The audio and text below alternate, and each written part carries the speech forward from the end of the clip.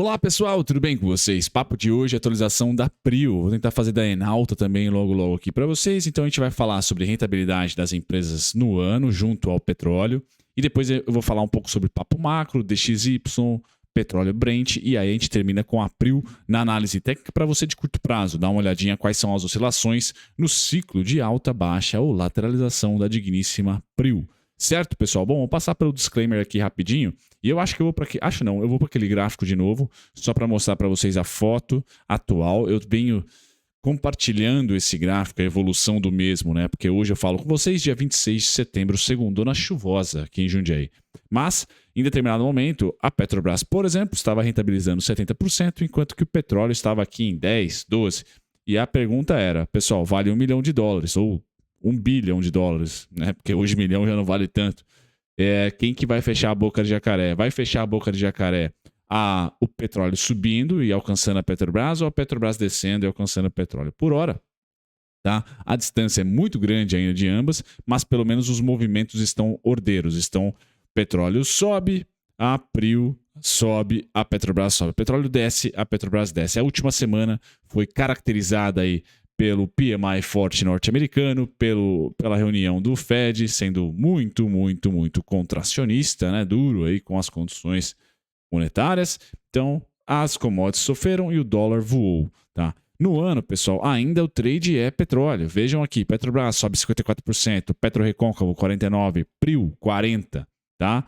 Enalta 20%, petróleo 9,9% e a 3R Petróleo segue aqui o petróleo 9 também. Tá? A 3R é a única que está mais parecida aqui com o petróleo, mas ela fez um movimento bem errático aqui. Quando o petróleo caía, tá? Ela subia. Veja o azulzinho caindo, tá? E ela subia. Mas não só ela, todo o mercado brasileiro fez isso. Veja que o petróleo está caindo desde julho, certo? Caindo, e as nossas empresas aqui subindo. Tá? A única que acompanhou o petróleo foi a Enalta. Vejam que a amarelinha é a única que acompanha o petróleo. Eu sei que está muito difícil de identificar. Tá? O petróleo, pessoal, está em azul ou verde água. Certo? Vai ser muito difícil eu desenhar ele aqui para vocês. Tá? Mas vou dar uma ênfase aqui para ele em verde. Esse é o petróleo. Tá? A única empresa que seguiu o petróleo, tá, foi a Enalta. A amarela aqui. É a única empresa que seguiu, que eu desenhei de vermelho para ajudar vocês a ficarem mais confusos, né? Eu sei que a amarela vai ficar ruim, tá? Mas aqui, cores do Brasil, tá? Petróleo e Enalta. Enquanto que as outras do setor, e eu vou pôr todas aqui escuro, então Petrobras, a PetroRecôncavo, aqui nós tivemos a Prio e aqui a 3R Petróleo. Todas as outras subiram. A única que acompanhou o petróleo, então que está acompanhando o petróleo é a Enalta. Então qual que deve entrar em desconto primeiro? A Enalta. É uma análise para mim gelada aqui, sem olhar fundamentos, valuation, etc. Análise técnica é a Enalta, porque é a que está mais próxima de não ter arbitragem entre preço da commodity e oscilação de preços. Bom, vamos para o cenário macro, pessoal. Eu passo para vocês que o dólar pôs eu no bolso. Então, o alvo máximo que eu tinha para o dólar era 110, tá? Passou, 110,800. Confesso que ficou ali um mês, né, dentre essas oscilações laterais. E aqui, pós-Fed e depois pós-PMI, tchau. Então, o CPI foi a primeira pancada, o Fed foi a segunda e o PMI a terceira, tchau. Tá? Esse é um gráfico diário e, bom, não consegui nem de longe sobreviver a esse alvo. Estamos nos 113 mil, pessoal, passou, errei, não tem o que fazer, tá? Tem que aceitar. Se eu estivesse tradando, estoparia, tá? E agora eu tenho não o segundo tri como último ciclo do dólar, eu tenho 2022. Então acho muito difícil até o Natal esse cara descansar e deixar em paz as commodities. Ele deve pressionar as commodities até o final do ano, porque ele está numa região aqui de quebradeira, tá? O mundo não aceita o dólar tão forte assim. Certo? Estamos lá em 2000, pessoal. Em época de 2000. Certo? Então, dólar subindo é crise para emergente. Foi assim de 98 até os anos 2001, ali 2000. Foi assim 2008 a 2009. Rapidamente foi assim, principalmente 2013 a 2016. Tá? Sempre que o dólar dá essa estalingada, pessoal, a gente sofre emergentes. Qual que foi a diferença?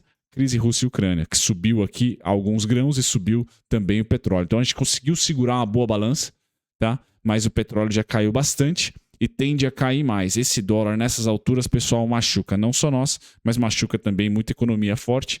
Passando para o preço do petróleo, pessoal, ele está também invadindo a mínima do meu salário base. Eu não tinha o petróleo abaixo dos 85, dos 87, dos 88, dos 91. Pessoal, começo de setembro, que eu falei commodities mais fortes do que dólar, eu fui certo por 1, 2, 3, 4, 5, 6, 7, 8, 9, pelos primeiros 10 dias. Commodities resilientes. Não aconteceu. Bom, dólar continuou subindo e as commodities para baixo. Então, nunca aposte contra os Estados Unidos, nunca aposte contra o dólar. Tá? O dólar está fazendo aqui o minério de ferro, o petróleo e o minério de ferro, né, de certa maneira, sofrerem. Tá? Então agora o petróleo fica aí na casa dos 79, na casa dos 80, pessoal. $80, lembrem disso. Tá? Ou melhor, quem não acompanhou, é a precificação que o Biden já falou que vai voltar a comprar barris para reserva estratégica. Então tem demanda norte-americana aqui, ó, para retomar o seu estoque de reserva estratégica. Então o Biden, ele foi efetivo. Ele pôs suas reservas, baixou o petróleo e agora ele volta a comprar. Porque esses preços aqui de 70, 80 dólares, pessoal, a gente está voltando, tá, a um período, não de pandemia, mas aquele período de superinflação, 2021, segundo semestre. Tá? Esse topo aqui é em outubro de 2021. Tá? Muito aquecido, muito dinheiro ainda sendo impresso, não, né? Dinheiro sendo impresso de certa maneira, mas muito cheque chegando ainda na conta dos americanos. Então aqui é um alvo muito bom para o petróleo. Tá?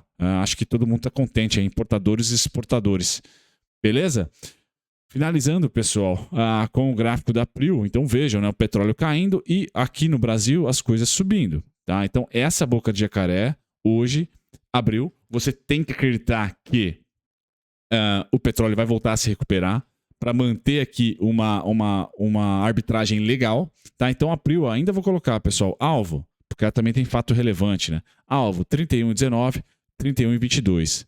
Tá? O nosso alvo de 28,84 já bateu. Então é engenheiro de obra pronta. Tá? Para baixo, pessoal, aqui, ó, 24,11, 24,4, 22,49. Ou seja, o petróleo estabilizando entre 80 e 85, 80 e 91, tá? A Prio tem todo aqui o arcabouço para também estabilizar acima dos 20, pessoal. Olha quantos pedágios eu tenho aqui, tá?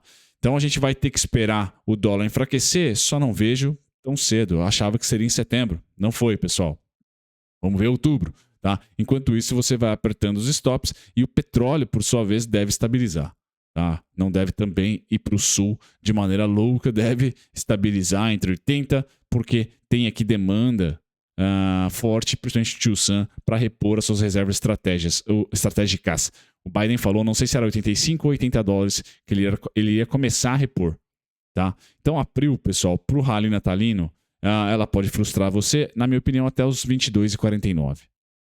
Tomar uma pancada aqui até os 22,49. Ela mantém esse canalzinho de alta, tá? Um pouco mais frouxo.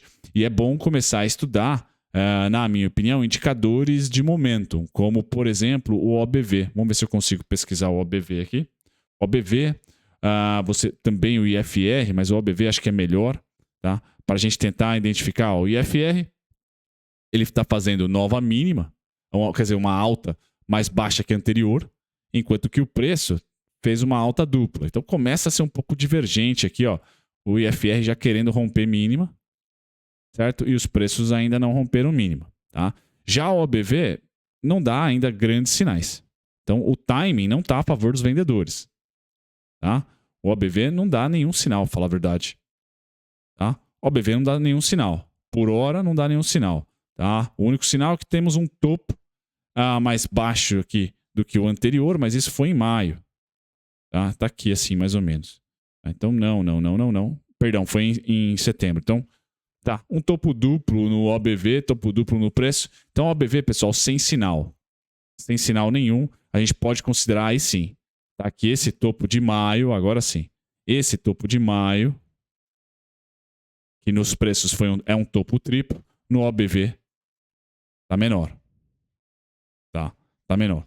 Então, assim, o menor volume, menor intensidade nesse trade de inflação, isso é fato. Mas aqui eu quero entregar para vocês, pessoal, não se desesperem, por exemplo, se vir a 22,49, tá? Vai estar dentro da consolidação, ainda não inverteu para tendência de baixa, nem está longe disso, tá? Petróleo está longe disso, mas o fato é que curtíssimo prazo o trade é o dólar, não é commodities. E eu errei, eu achei que setembro ia virar. Dados mais interessantes da China iriam fazer as commodities baterem um pouco no dólar depois que o dólar subiu aí praticamente agosto inteiro. Não foi o caso. Pessoal, então eu passo para outubro, quando começa o aquecimento das eleições norte-americanas para o Congresso. Talvez o Powell seja mais brando, mais político nas próximas reuniões de outubro e novembro, fazendo com que o mercado vá mais para o risco. Se não for o caso, pessoal, estamos a ver alguém quebrar.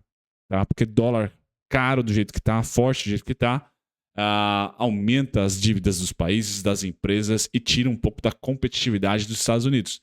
Os produtos deles ficam mais caros. Logo, menor consumo, menos ainda preço bom para as commodities, menos crescimento. Então, é um cenário difícil, pessoal, para ativos de risco. Certo? Um grande abraço, até o próximo vídeo. Tchau, tchau.